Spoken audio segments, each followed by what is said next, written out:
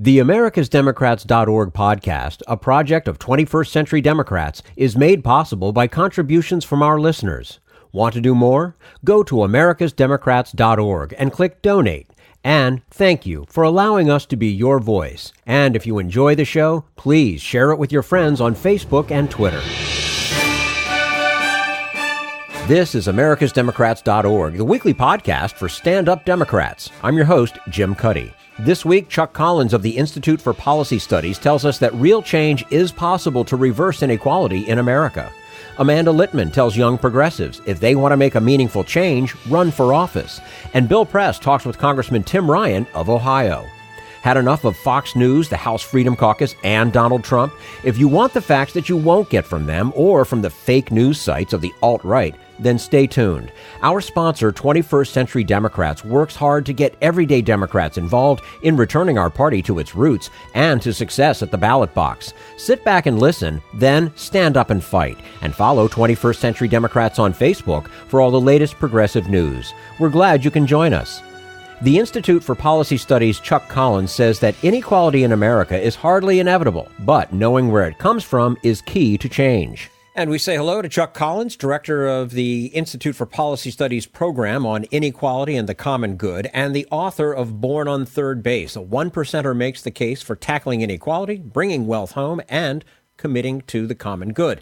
Recently, in partnership with the Institute for Policy Studies and the Next Systems Project, he authored a report titled Reversing Inequality, Unleashing the Transformative Potential of an Equitable Economy. Chuck Collins, thank you so much for joining us today on AmericasDemocrats.org.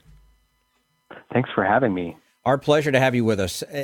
There's a general understanding in medicine that before you can treat the symptom, you should know the cause. Would you say the same applies to dealing with inequality? I mean, what do we get wrong and what do we need to understand about inequality in America before we can even fix it? You know, there's a great deal more attention being paid to income and wealth inequality. And you hear people sort of talk about its impact and the dangers, but then the prescription that they offer is wholly insufficient. So people will say, well, let's focus on people at the bottom. Let's invest in education. The reason we have inequality is because of technological change and globalization, when in fact, the drivers of inequality right now have to do with the rules of the economy and a kind of a power imbalance. And that the rules of the economy have been tipped in favor of wealth holders, asset owners, at the expense of wage earners. Well, if you don't acknowledge that, and you just say, well, we're going to invest in education to get people into the, get the opportunity society, you're really missing addressing the fundamental drivers. So we really have to look more at the power imbalances and the ways in which the concentration of wealth and power is upending the economy. The report talks about lifting the floor and leveling the playing field. What are some of the most important and concrete changes that could have real impact? Well, the reason why Canada and a lot of Nordic countries have much less inequality than the United States, even though they're part of the global economy, even though they're going through technological change, is they have public policies that lift the floor, meaning they establish a social safety net. There's a higher minimum wage, universal health insurance, things that ensure that people don't fall all the way to destitution. They also have better level the playing field policies, or things that public investments that help create opportunity. So early childhood education, access to higher education, debt-free education, and the like. So those are things that sort of hold that, ladder of opportunity. And without those, the United States is losing our historic self-identity, really, as a socially mobile society.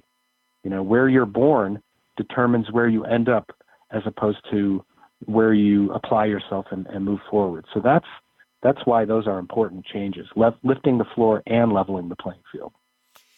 And the Reversing Inequality report also addresses the way we go about the work of social change. You make the difference between incremental strategies and game-changing campaigns. What is the difference? Well, I think right now we are living in a time of diminished expectations where people are skeptical that government can do anything big or bold. But if you think historically, we created Social Security. We created the interstate highway system. We've done bold endeavors in the past. And so I think a game-changing campaign would be something that really connects. For instance, there are 40 million people out there with student debt, average student debt of like $33,000. What if we did a bold campaign that said, let's have debt-free education and let's pay for it by a tax on inherited wealth over $50 million. Let's do something big and bold that creates widespread opportunity for millions of people, and also engages a constituency, which is students and their parents. So I think we should be thinking about what are the things that would light people up, would get them to be excited and fight for a agenda that would reduce inequality. Another quick example is we could say, look, we need to make a transition to green energy. Let's have a tax on carbon pollution by the worst polluters, let's say private jets, which disproportionately add to the, carbon burning. Let's tax private jets and let's invest in, jobs and infrastructure to create a green economy. Again, that's a win-win that has a constituency that would be excited to organize and fight for it. Political will, of course, is always an issue when addressing poverty and social inequality. So how do you make the case that inequality is a problem that affects all of us, not just the poorest, and that it carries an urgency that requires action? Yeah, one thing that we've learned is that these inequalities are bad for everybody, not just people at the bottom who are low income or socially excluded, but they actually ripple through the whole economy and actually undermine the quality of life I would make the case that they even undermine the quality of life for very wealthy people. So I think it is important to say, the extreme inequalities are the enemy. It's not, it's not even rich people per se that are the enemy, because it's not in anyone's interest to become a sort of racial and economic apartheid society.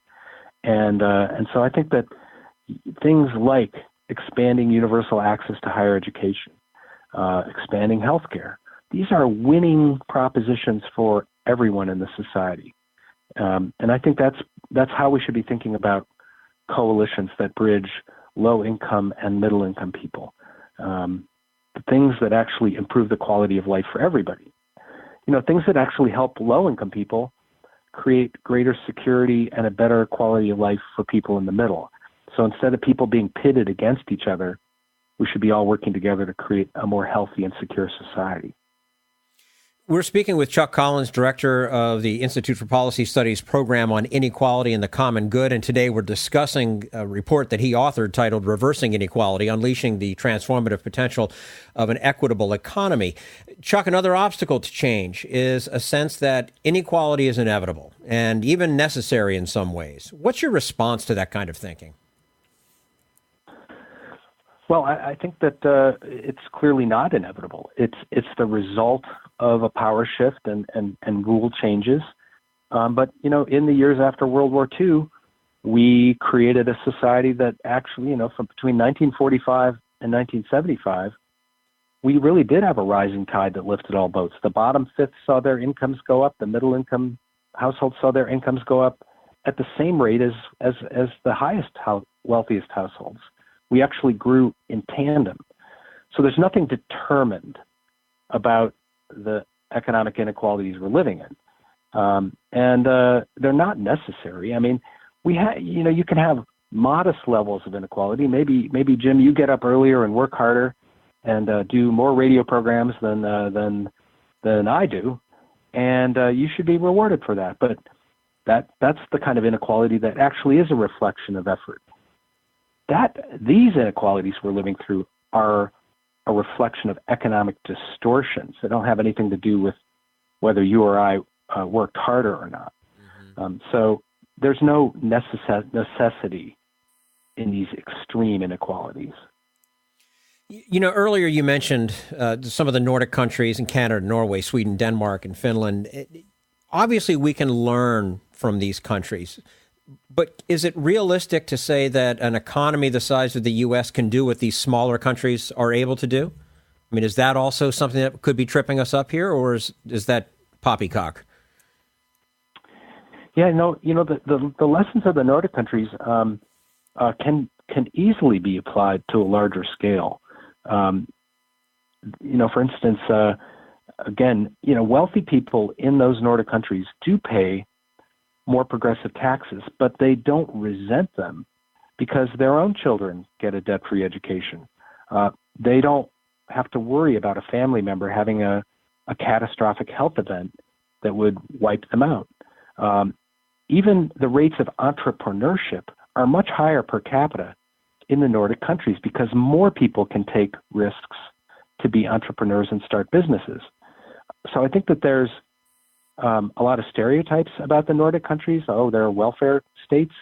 In fact, they are pro-worker states. They want to get their citizens into the workforce. And if you lose a job, they provide the training skills so that you can get a job in the economy and become a taxpayer.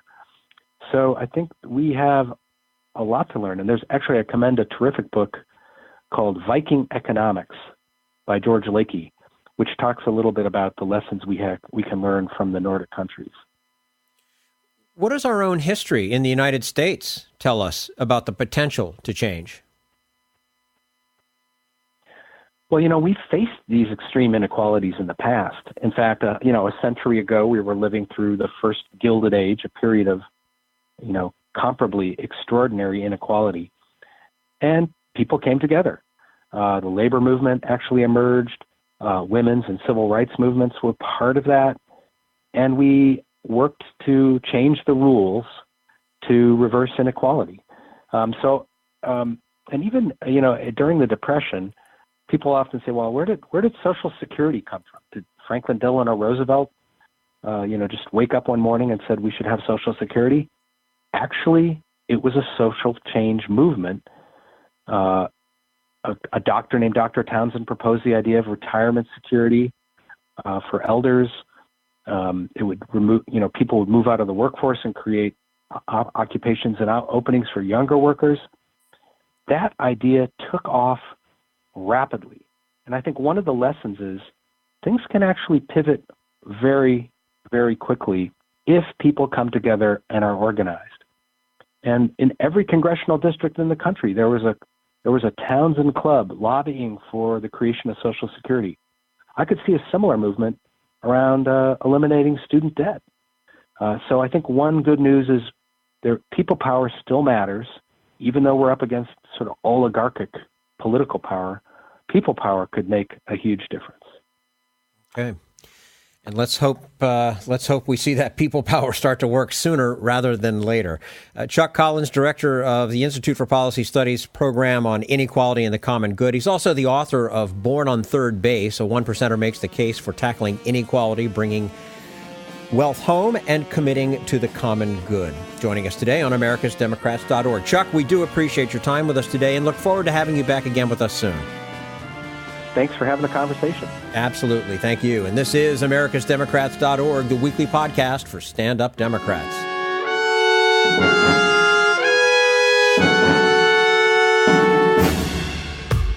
We want you to sit back and listen to this americasdemocrats.org podcast, a project of 21st Century Democrats. But we need you to stand up and fight. Do you want to get involved and help get our party back to its roots and to success at the ballot box? You can make your contribution to help us keep this show going and to elect Democrats who will stand up for democratic principles. Go to americasdemocrats.org and click on Donate at the top of the page. This Social Security measure, I believe that we must pass legislation to provide medical care.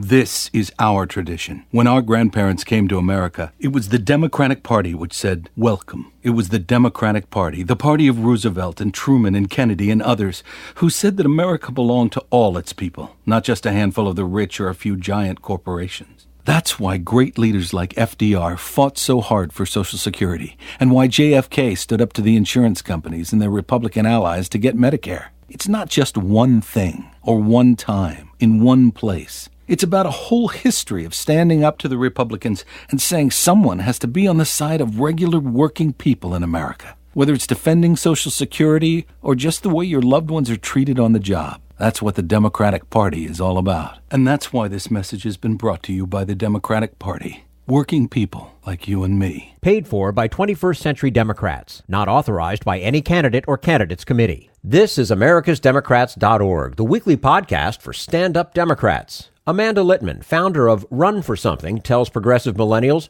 don't just march, run for something. She tells us why in just a moment. Right now, we turn to Jim Hightower, America's #1 populist, for his common sense commentary. This special day got me to thinking about America's spirit of giving. And I don't mean this overdone business of Christmas gifts. I mean our true spirit of giving. Giving of ourselves. Yes, we are a country of rugged individualists. Yet there's also a deep, community-minded streak in each of us. We're a people who believe in the notion that we're all in this together, that we can make our individual lives better by contributing to the common good. The establishment media pays little attention to grassroots generosity, focusing instead on the occasional showy donation by what it calls philanthropists. Big tycoons who give a little piece of their billions to some university or museum in exchange for getting a building named after them.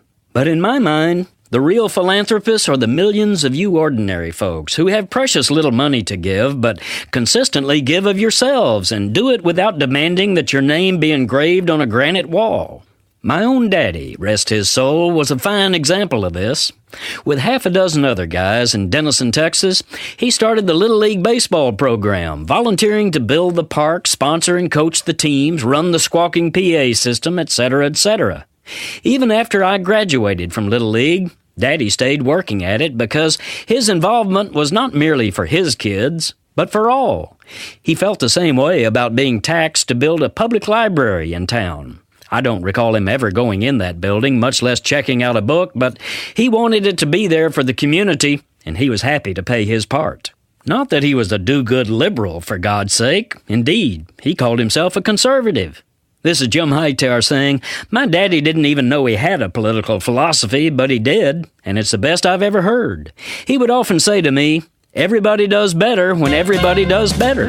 If only our national leaders in Washington and on Wall Street would begin practicing this true American philosophy. If you like these feisty pops of populism that Hightower zings out on the airwaves, check out the Hightower Lowdown. Jim's monthly newsletter provides the in-depth lowdown on what the greed heads of Wall Street and the boneheads of Washington are doing to us behind the scenes. With Hightower's saucy Texas humor and truth-telling populist perspective, the lowdown literally can lift you up.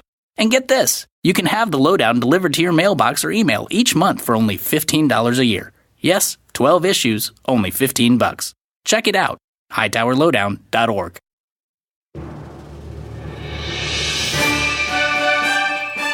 This is americasdemocrats.org, the weekly podcast for stand-up Democrats. Political organizer and author Amanda Litman turned anger into positive change when she started a new organization called Run for Something in the wake of Donald Trump's election. And we say hello to Amanda Litman, co-founder of Run for Something, an organization focused on recruiting progressive millennials as candidates for state and local offices. She's also written a book about her experience. It's titled, Don't Just March, Run for Something, a real talk guide to fixing the system yourself. And before founding Run for Something, Amanda was the email director for Hillary for America in the 2016 campaign. Amanda Litman, thank you so much for joining us today on americasdemocrats.org. Thank you for having me. I'm so excited to get to chat about what we're doing and why it matters. And we're excited to have you with us and to learn a little bit, too. In the introduction to your book, you describe what it was like to work on Hillary Clinton's 2016 presidential campaign. You worked 100 hours a week with a staff of 19. You helped raise $330 million, recruit 500,000 volunteers. And then came November 8th and a lot of anger. How did you get from that very difficult night to launching a new organization, Run for Something, on Inauguration Day 2017? Election night was horrible. Working for Hillary was the honor and privilege of a lifetime and an incredible experience that even with the horrible result, I wouldn't change for anything. But election night was absolutely miserable and the lowest of lows I've ever felt. In the weeks and sort of month after, I started hearing from friends from high school and college who knew that I had worked in politics for quite some time and reached out to me to say, hey, I'm pissed off. I am thinking about running for something. What do I do? Who do I ask for help? And I didn't have a good answer for them. The more that I thought about it, the fact that I didn't have an answer for them had led to a whole bunch of other problems in the progressive movement, like a lack of focus on local elections across the board, and like a lack of a good, diverse pipeline of talent, and ultimately like a lack of considering millennials not just as voters, but as leaders. So I decided to solve it myself because nothing pisses me off more than people who complain without offering a solution. So we found a co-founder, an incredible guy named Ross Morales-Raquetto, who's been managing campaigns for a decade. And we spent December and January writing a plan and talking to people and doing research and figuring out what this could look like. Then we launched on Inauguration Day and we thought it would be small. We'd get maybe 100 people who want to run. Instead, in the first year, we've had more than 15,000 young people across the country sign up to say they want to get involved. Wow. That's pretty impressive. But why run? I mean, are you saying that it's not enough to march, protest, call a congressperson, or donate to causes you believe in? I think all of those things are good and important, and everybody should do all of them. And if you really care about solving a problem, if you are passionate, if you are committed, if you are frustrated by your leadership, don't wait for some white knight or some cavalry to come in and solve the problem yourself. It is so much easier, ultimately, to be the decision maker. Running for election for a local office is not something that is limited just to old, rich, white men. And while they're important to have in the room, they shouldn't be the only ones. It matters that young people step up and get engaged as elected officials and be at the table, or we're going to be on the menu. Now, in keeping this a family-friendly podcast, and I reference the title of Chapter 2, Why Winning Isn't Everything, and it goes on to explain exactly why it's not everything. But one of the things you write about in the book is how much you hate uncontested elections. Why do these happen so often, and at what cost? Well, 40% of state legislative races in 2016 were uncontested. That's of both parties. That means that candidates were running, and usually incumbents are running without an opponent. They are infuriating. When an incumbent is running without an opponent, there's no incentive for them to talk to voters, no incentive for them to campaign and connect with people, no one pushing them and holding them accountable for the decisions they've made and the policies they're proposing. It is civically negligent to let a race go uncontested. Democracy is founded on the premise that voters get a choice. And if a voter shows up to look at their ballot and doesn't have a choice, that premise is broken. It is dangerous to let a race go uncontested. Think about what would be happening in Alabama if we weren't running somebody against Roy Moore. There was no really good reason to run a great Democrat against him, at least in the past. But fortunately, we have one because you never know what's going to happen in these kinds of elections. Mm-hmm. We're speaking with Amanda Litman, co-founder of Run for Something, also the author of the book, Don't Just March, Run for Something, a real talk guide to fixing the system yourself. Amanda, you focus on millennials and on state and local races. You also look for women and people of color. Why did you make those choices? Well, let's break it down. We started with millennials, which for us means 35-ish. We work with people up through the age of 40, in part because we wanted a space where if you were younger and didn't have as much access to money or political support, you would be welcomed. We also wanted to be able to talk in a really particular tone and to run a program in a specific way that wouldn't prevent people from joining, meaning we run an online-first program. We speak in a voice and in a kind of language, often using not radio-friendly profanity, that young people find approachable. We look for women and people of color because we think that our government should be representative of the American people, and especially millennials. Our millennial generation is the most diverse generation. Women are 51% of the country. We need to be in government. As far as why state and local, two reasons. First, if you're running for these offices, the stakes are a little bit smaller in terms of the number of people you have to talk to and the amount of money you have to raise. Second, the policy impact is immeasurable. Think about the things that you and I care about. I care about voting rights. I care about women's health. I care about education and criminal justice reform and immigration reform. Congress does some of those things, but most of those are run and administered by state legislatures, city councils, and school boards. Those kinds of local offices make decisions that directly impact our quality of life.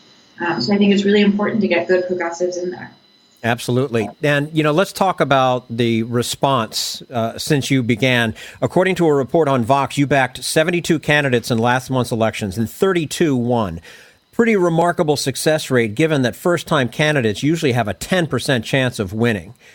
Did you expect this kind of response?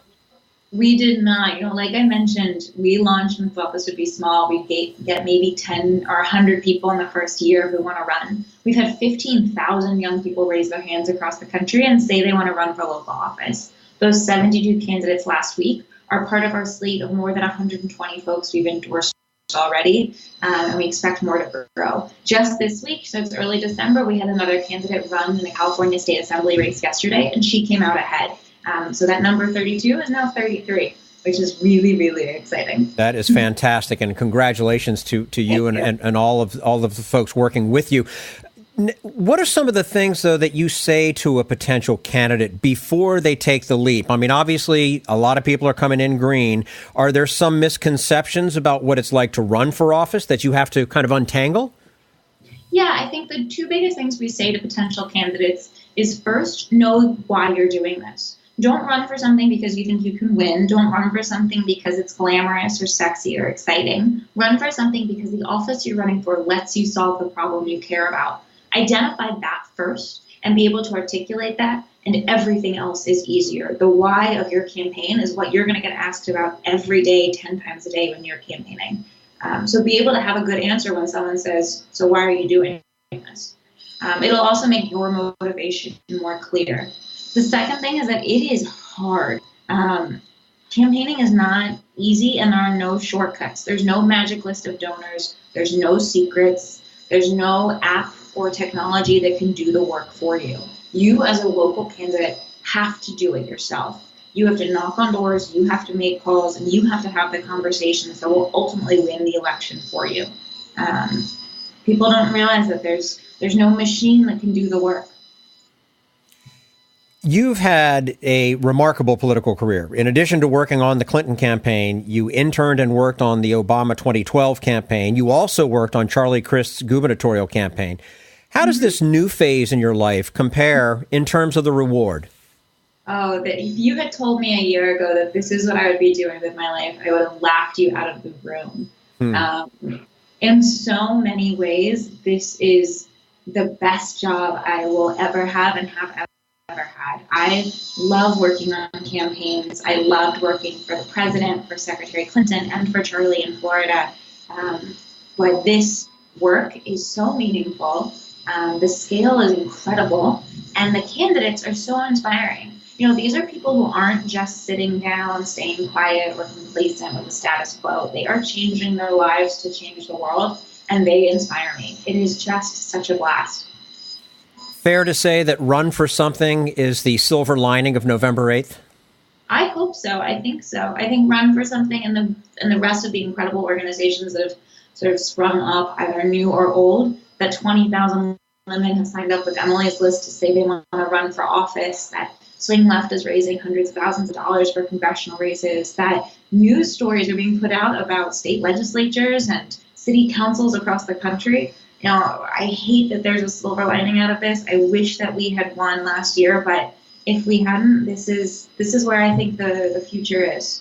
Absolutely. Amanda Litman, co-founder of Run for Something, the organization focused on recruiting progressive millennials as candidates for state and local offices. Also the author of Don't Just March, Run for Something, a real talk guide to fixing the system yourself. Amanda, thank you so much for joining us today on americasdemocrats.org. We look forward to having you back again soon. Thank you for having me. You're quite welcome, and we wish you the best of luck. This is americasdemocrats.org, the weekly podcast for stand-up Democrats.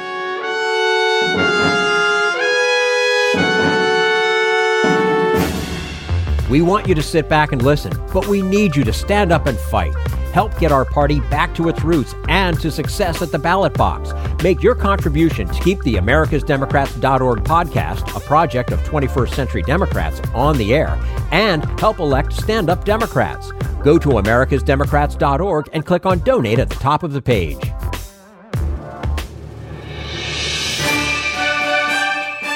This is AmericasDemocrats.org, the weekly podcast for stand-up Democrats. And now Bill Press talks with Congressman Tim Ryan about the real impact of the GOP tax plan and what progressive Democrats need to do now. Yeah. So, speaking about powerful voices, there was one particularly on the floor of the House yesterday talking about who wins and who loses from this tax cut bill. Here we are, Congressman. The average family, 63% in America, can't withstand a $500 emergency.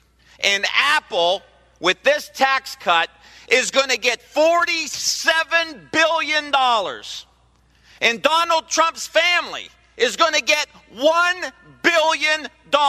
They're going to toss out a few crumbs to working class families who work 60, 70 hours a week.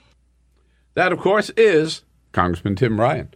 It is stunning how one-sided this bill is, right? And they just push it through. They think the American people are going to love it, Congressman. I tell you get mad going into Christmas is not a good idea. You know, it's like you're supposed to be the holiday season, but this is a heist. This is a highway robbery, and they're going to throw a few crumbs to the middle class. They're going to talk about a child tax credit that expires and maybe $15 in the average person's paycheck, every couple weeks.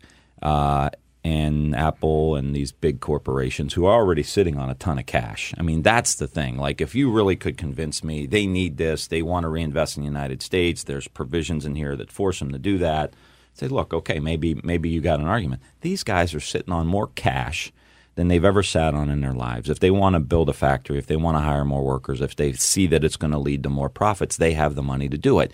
And we're going to borrow. At the end of the day, it's going to be $2.2 or $2.3 trillion from China. The $1.5 billion is just the straight cash, but you got to pay interest on it. And what's the interest rate going to be? So you figure that out, and then you get to about $2.2, $2.3 trillion. And here's the big thing that I think is important for us to remember. I sit on the Defense Committee too, so we get briefings on this all the time. What's China doing with the money? Right? We pay the interest on this cash. What are they doing with it? They announced a month or two ago they're going to move to battery-powered cars. They have a huge renewable energy play in wind and solar industries that are growing at 20, 25% a year. They're building solar as fast as they can. High-speed rail, magnetic lev high-speed rail. They're building islands. It's hard for people to believe we don't pay attention to this, but China's literally building islands in the South China Sea and then putting military bases on the islands and projecting force out into the Pacific. They're building bases in Africa.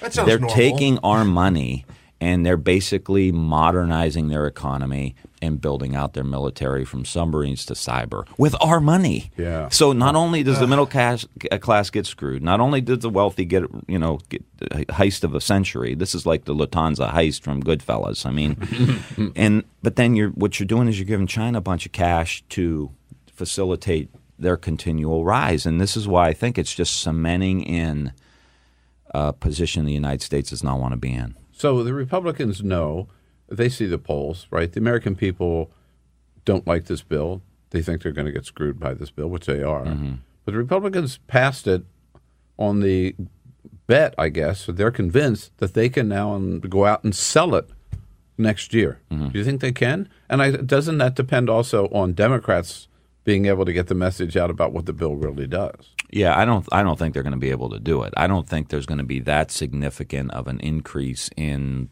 their paychecks week to week that they're really going to notice, because with the elimination of the individual mandate on the healthcare piece, you're going to see an increase in healthcare costs. Plus everything else is going up. So it's not like they're going to have a significant amount of money in their pocket given all this. And I think, we've made the argument. I actually think that us making this argument over time is starting to sink in. And I think the fact that they're losing some sense that Donald Trump is a real honest broker is starting to set in. And that's why you see the polling at 55% against this right now. And the system is still rigged.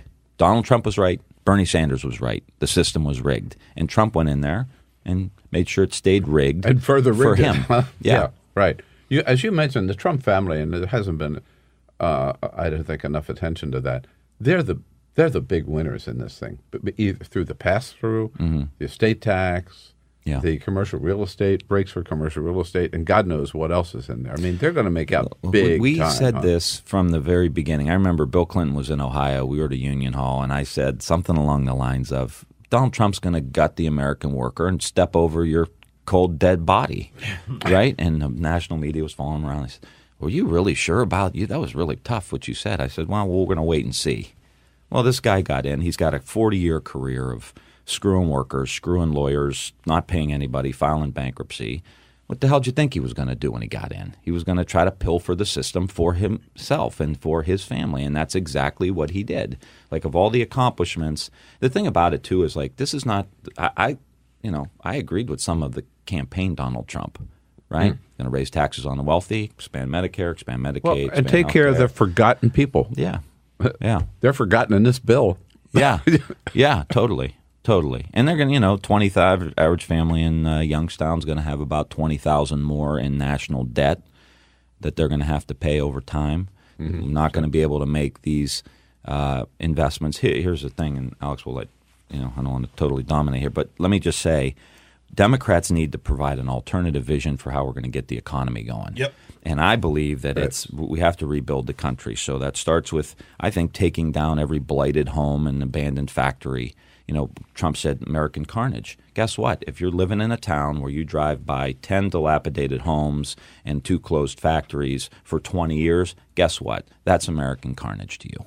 And we've lost the connection to that person in some of these towns that's what they're living through. So we need to take all that down. We need to connect these communities with broadband, a new energy grid. Those are jobs that can't be outsourced.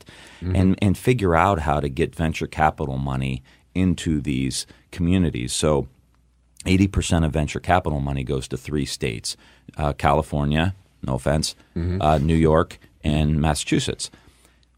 And 90% of it goes to men, 1% goes to African Americans. So Democrats need to say, we need to plug these communities in. That's going to cost some money. So if we're going to spend $2 trillion, even if we borrow it, like that is a much better investment of cleaning up our communities, plugging these communities in, moving to wind and solar, 20-25% a year growth. Those are manufacturing jobs in our area because of all the component parts and everything else.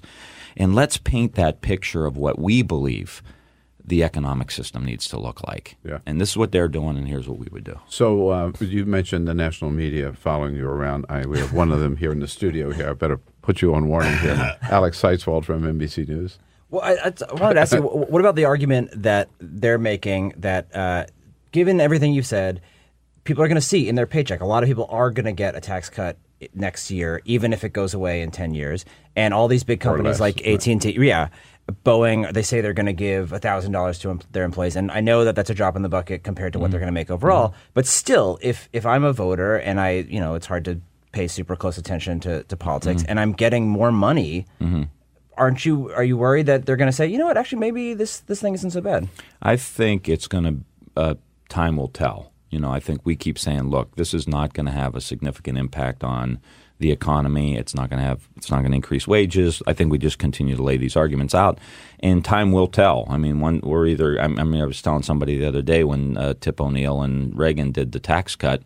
I remember some documentary I was watching. Tip O'Neill's there, and he's on the phone, and all the people were there with the media and the cameras, and he calls up Reagan and says, "Congratulations, Mr. President. This is your tax bill. You got this done. You really did a great job. This is your bill. Here it is. That's you." No backseats. No, we did not want this. And it was just a very deft political move with class and grace, and okay, but just let everybody know this is Reagan's tax cut.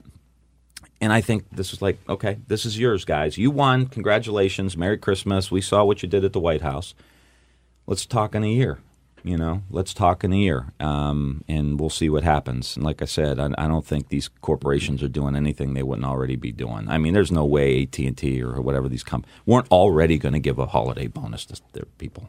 They're sitting on a ton of cash and so on and so forth. And I think it was Pew said that 14% of corporate leaders said that they were actually going to take this money and reinvest back into the company or the workers or anything like that. So we'll see. Yeah.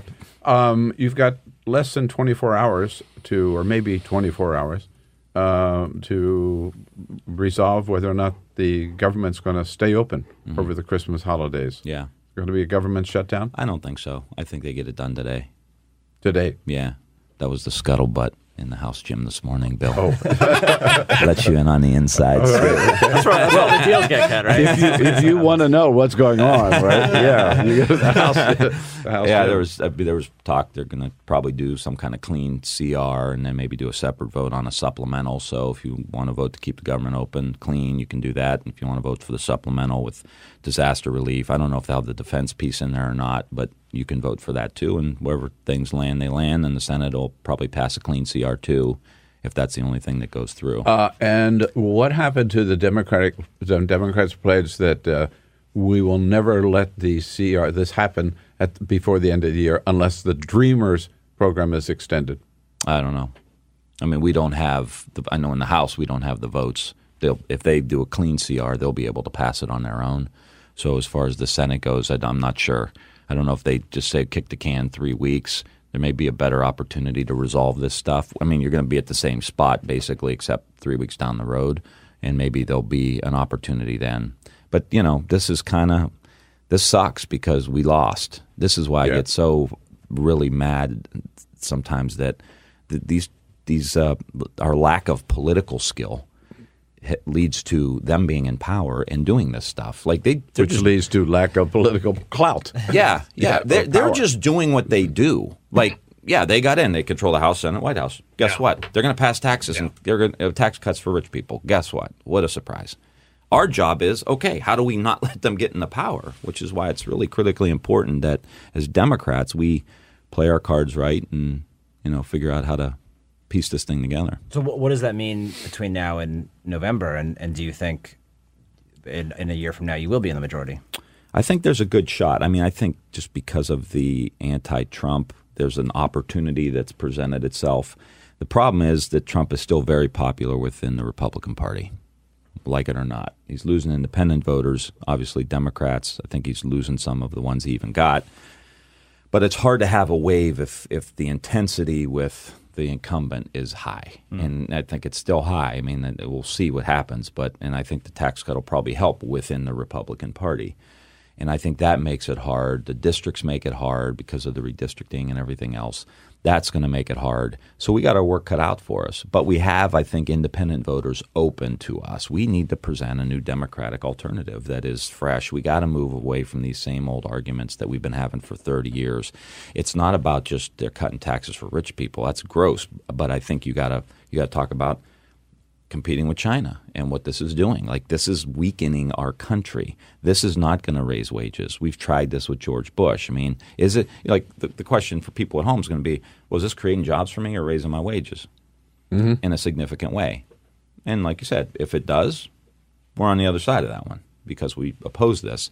My bet is there's not going to be significant investments in the towns like the ones Trump won. That hasn't proven true in the past. It would be that part that this doesn't work. This whole theory is bullshit. There is that. There is that. We tried that once or twice. We are also experiencing a phenomenon in this country. It hasn't gotten a lot of attention this week because attention on the tax cut bill. A phenomenon called the Me Too movement. Yeah. It's certainly impacted just about every aspect of American life, every aspect of American industry, from Hollywood to Wall Street to maybe not Wall Street so much, but the media certainly, and Congress. So did Al Franken do the right thing by resigning? I felt like he needed to. I mean, there were 6, 7 women that came out. I just felt like it was, it was something that had to be done. Right. John Conyers? Yeah. Right. Yeah. Will there be any change in terms of and your colleague, Congressman Jackie Spears, talked about this, as well as Senator Kirsten Gillibrand, any change, and Sherry Bustos, too, I'll give her some credit, in terms of the process, in terms of where, the way women who, or men who have been victims of sexual harassment have a place to go and know they can get some attention, get fair treatment, and get some quick resolution of this. I hope and so. And it be transparent and open. Yeah, I hope so. We're working with Jackie Spear. She has a bill to do that. My committee that I just got on oversees the Office of Compliance. And what we're trying to do is make sure that there's enough training, staffing to go out to every congressional office and make sure that everybody's getting trained eyeball to eyeball, not some thing you do on your computer where you're doing 8 other things and clicking through some kind of BS training. So we got to make sure the training's there. I do think there needs to be a process put in place to make sure we're vetting all of these things because we are in a political environment and there are people that pay people to do certain things. We see it with the media. We saw it with Chuck Schumer where there was this, false account of him being charged. I mean, as a married guy with 3 kids and a family, I think to myself, Jesus, that's just awful to, have to make that call to your wife. Like when nothing happened, obviously, you would have to call your wife and be like, say, honey, watch out. Turn the TV off. Don't let the kids watch I mean, that's devastating to a family. So we are in the midst of where this can be weaponized by the enemy. By political opponents. And so I think we have an obligation to put a process in place to make sure that reputations aren't damaged throughout this. And at the same time, I'm proud of these women coming up and speaking out because, it's really important that there's this awakening happening across the country with women because this isn't just I'm proud of these women who are taking on the President of the United States or powerful members of Congress and saying like, this is wrong. I'm speaking up. That takes a ton of courage. And my wife and I were talking about this. We have a 13-year-old daughter, and we teach her. My wife's dad worked at a steel mill for 35 years, and we grew up where we grew up. And we teach our daughter, you don't take any BS from anybody. If someone in school, if someone's getting picked on, you stick up for the person getting picked on. You don't take any crap from anybody. So here we are teaching our daughter this. And then watching these women take on the most powerful people in the country is so heartening. I know it's all bad, but to see the courage in the midst of this pressure. No, Donald Trump, he's going to sue you. He's going to do this. He's going to do that. He's going to shame you and all this stuff. And watch him do it. So I think we have to have a process in place, but at the same time, you got to have courageous women standing up. Well, at that point at the White House, it's been interesting at the briefings because Sarah Sanders tries to have it both ways in a sense, and maybe speaking for the president. We think it's great that these women are coming forward, but the women who came forward against Donald Trump are all liars and should not be heard. And that's done, and the people elected him president. So end of story. Should those women be given a platform? Those who have accused Donald Trump of sexual harassment? I was one of the ones who signed a letter in the House to do hearings, do an investigation into their claims. I think they deserve to be heard. And if some of those women have asked for that. Yeah, right? yeah. So I think that's appropriate for us as a legislative body that oversees the executive branch to look into that. I don't think there's any problem with that at all. There's these rumors that have been going around about there's a mythical list. Yeah, I've heard of it. Right. Yeah. Remember, 20 members of Congress, 30 members of Congress.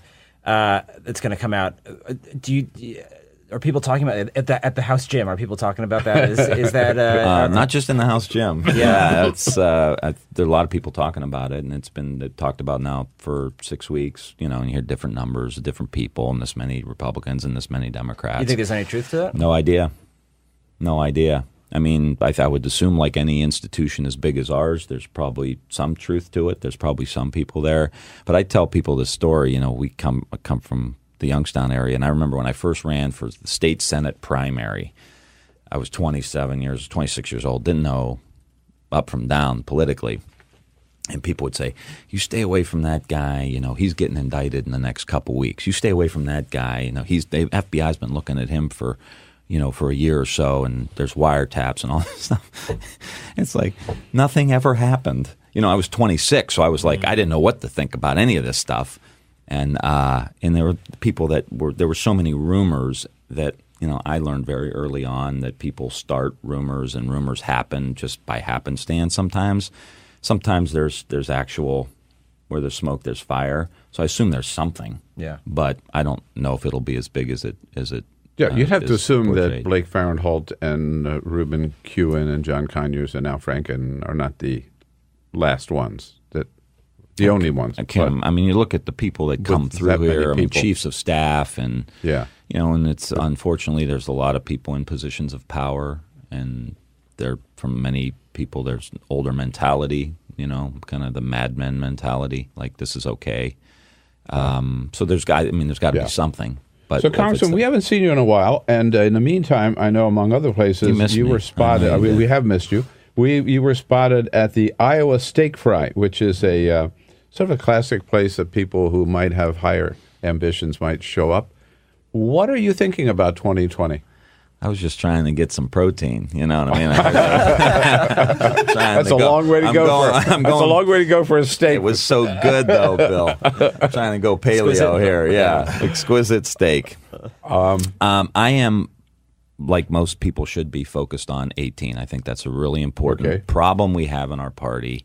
We continue to focus on presidential elections, and we've gotten our clock cleaned in these off-year elections. So I'm staying focused. I will say... I totally agree with you on that. But you must have thought beyond that. Yeah, of course, with all the articles and everything. Of course. Yeah, of course. And I'm trying to stay focused on 18 because I just think mental health-wise it's good for me.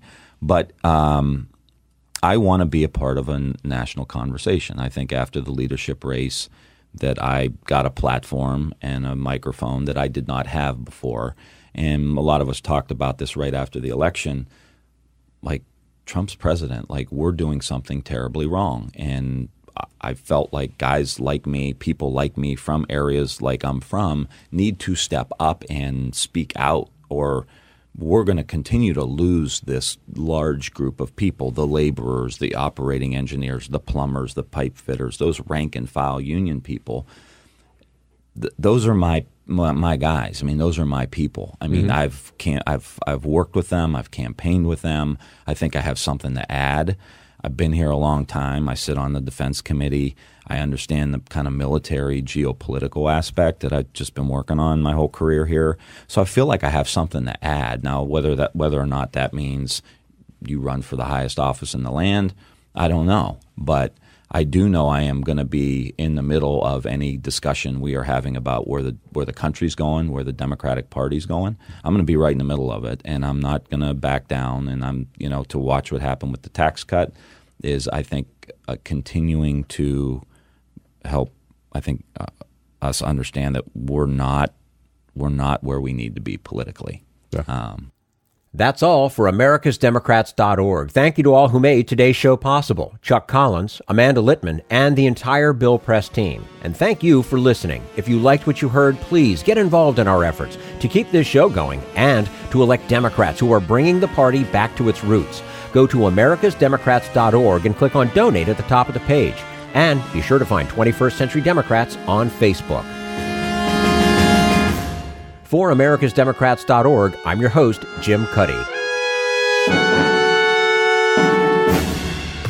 We want you to sit back and listen, but we need you to stand up and fight. Join us. Support the americasdemocrats.org podcast, a project of 21st Century Democrats, and help elect Democrats who will stand up for democratic principles with your contribution today.